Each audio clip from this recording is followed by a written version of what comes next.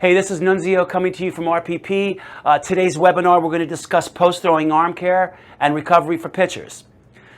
The three things we're going to talk about in this webinar, it will address what is the purpose of a post-throwing program and why do we do it. Number two, volume, how much and when. We want to make sure that we're not overdoing it when it comes to our post-throw routine.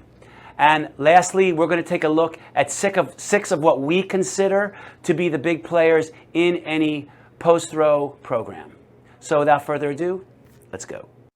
A comprehensive arm care program for pitchers should be a part of every athlete's routine.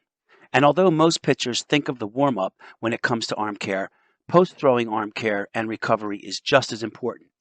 It not only helps restore lost mobility during an outing, it also works on soft tissue pliability, helping to minimize bad days and allowing the athlete to be ready for the next day's training or throwing by reinforcing good movement patterns.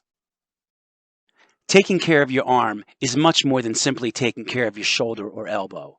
For example, it might seem odd that a hip exercise is part of a post-pitching arm care routine, but it's really a full-body process, and we'll talk about that in more detail as we get further into this webinar.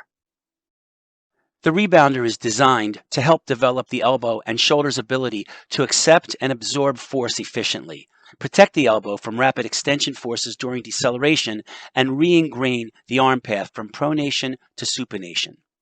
It's important to make sure the arm is fully extended when catching the ball in order to make sure the arm is absorbing that force efficiently. Often, the best recovery for joints is accomplished by moving them. Shoulder cars allow cartilage to maintain its composure while increasing blood flow to the shoulders, bringing in more nutrients to help with recovery. These movements should be taken to the full end range of motion throughout, so it's important to emphasize the reach. The foam roller is used to help stabilize the hip and activate the left adductor, which is a key player in the clawing back mechanism of the lead leg at post-up.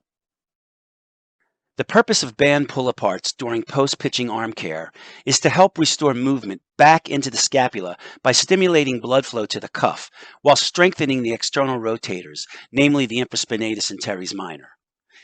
Be sure to not use too heavy of a band, otherwise we'll be focusing more on the bigger prime movers like the lat instead of the smaller stabilizing muscles. Be sure to utilize time under tension by maintaining tension on the band throughout the movement. Due to repetitive deceleration during lead leg blocking, as well as through the finish, the lead hip can take quite a beating after even one outing on the mound. Performing the hip flow circuit post-pitching can help restore lost mobility due to this constant pounding while coming down the mound.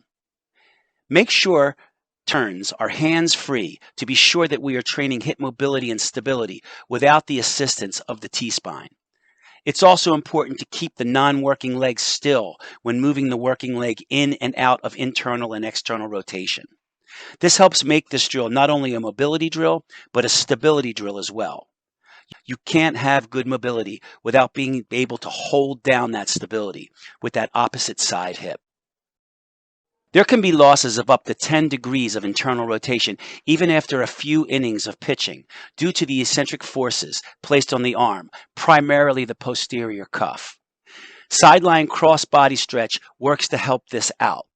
We want to make sure we keep shoulders stacked and we want to keep our neck relaxed.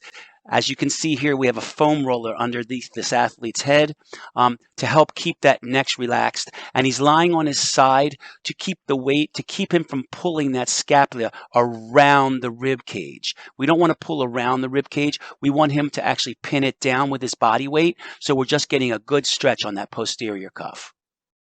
And finally, here's a summary of a sample of a post-throwing arm care session that we do here at RPP. I want to emphasize in the top right corner, it says 1 to 2 sets of each. This is to make sure we're not using too much volume. We don't want that arm to feel like it's in the third inning after, just doing post-throwing arm care.